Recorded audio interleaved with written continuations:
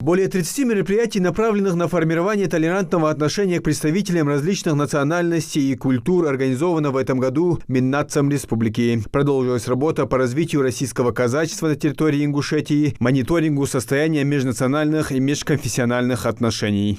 В целом, реализация государственной национальной политики, в том числе обеспечение стабильности в сфере межнациональных и межконфессиональных отношений, укрепление гражданского единства, содействие сохранению и развитию самобытности народов, проживающих в Республике Ингушетия, является приоритетным направлением деятельности министерства. У нас наиболее крупными этносами в Ингушетии по официальным данным Всероссийской переписи 2021 года являются ингуши, чеченцы, потом 23 тысячи, и русские 4564 человека, составляющие суммарно свыше 98% населения республики.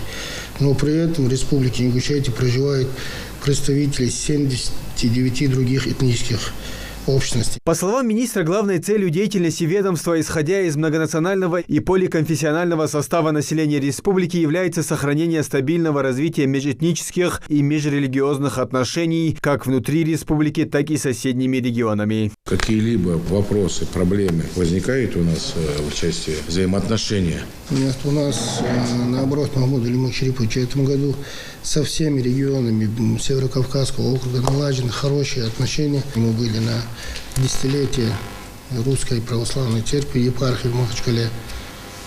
У нас очень тесные взаимоотношения со всеми регионами близлежащими, с духовенством со всех регионов, в том числе и с Православной Церковью.